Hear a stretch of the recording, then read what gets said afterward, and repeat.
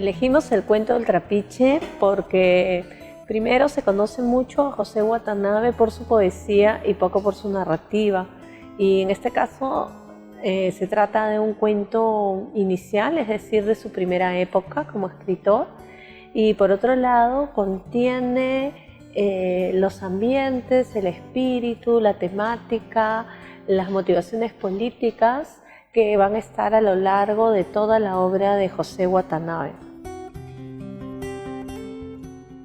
El trapiche es un cuento que parte de un mito, es decir, que recoge la voz popular y que nos sitúa en la Revolución de Laredo de 1932, es decir, en el momento antes de que se dé la huelga, de que se dé la revolución, y cómo se gesta, cómo se siente esto dentro de una familia obrera y cómo opera la opresión del trapiche, ¿no? de la gran empresa industrial de azúcar, ¿no?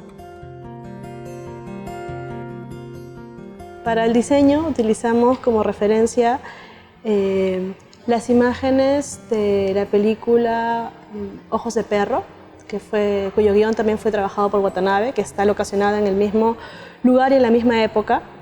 Ahí pudimos ver principalmente el diseño de la vestimenta que se utilizaban, cómo eran los uniformes de los obreros de la hacienda. Se han recreado como los espacios pequeños de las viviendas donde vivían las familias. De ahí sacamos la textura, el tipo de utensilios que se pueden observar en la animación. Y además también utilizamos otras fotos de archivo de Laredo.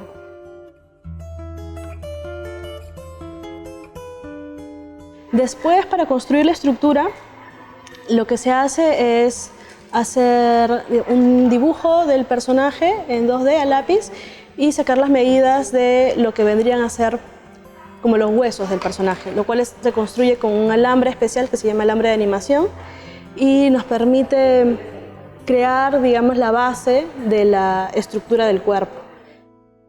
Luego de ya haberla recubierto con papel aluminio y madera, hacemos la última etapa, que es como colocarle la piel a la marioneta, ¿no? Para eso utilizamos plastilina y se va modelando, dándole la forma al personaje. Esta última capa es como una capa bien delgada que nos permite que el muñeco sea maleable, que le podamos cambiar la forma. Y al ser una capa delgada también permite que el muñeco mantenga un peso ligero y de esa manera sea más fácil de maniobrar, ¿no? A la hora de animar.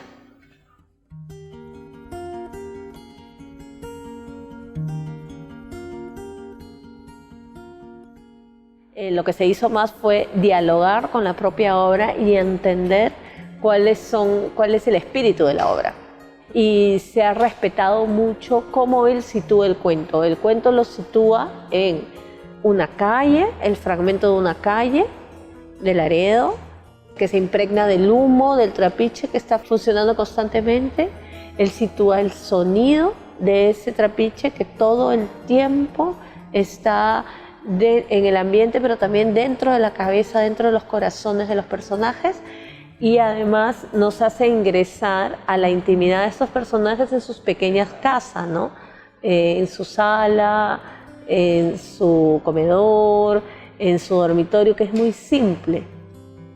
Todo eso ya estaba en la obra literaria y lo único que hemos hecho es transformarlo al cine, ¿no? Llevarlo al cine y transformarlo en el cine de animación.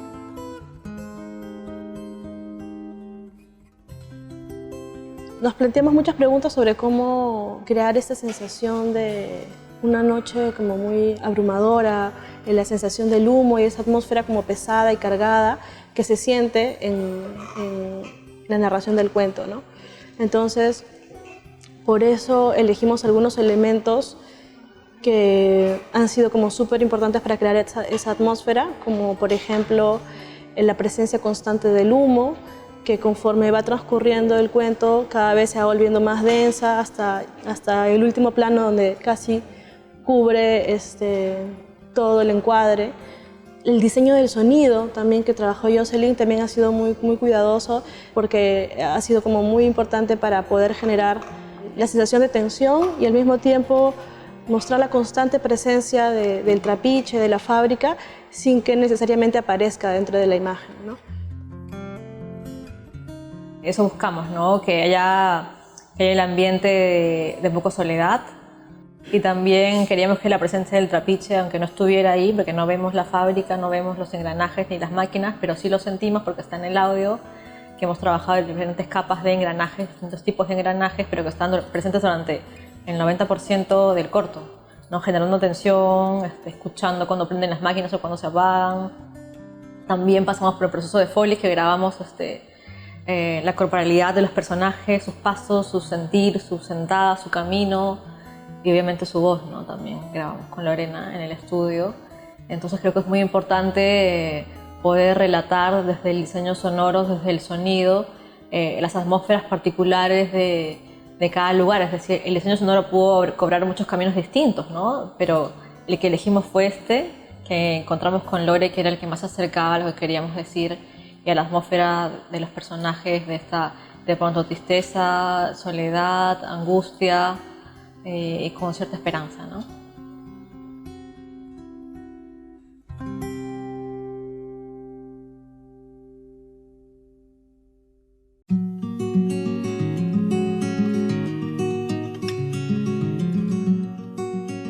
Se recogen las motivaciones principales, los ambientes, la fuerza, aquello que siempre José Watanabe trató de retratar en su literatura, en su cine, en sus investigaciones, en su poesía y en su narrativa.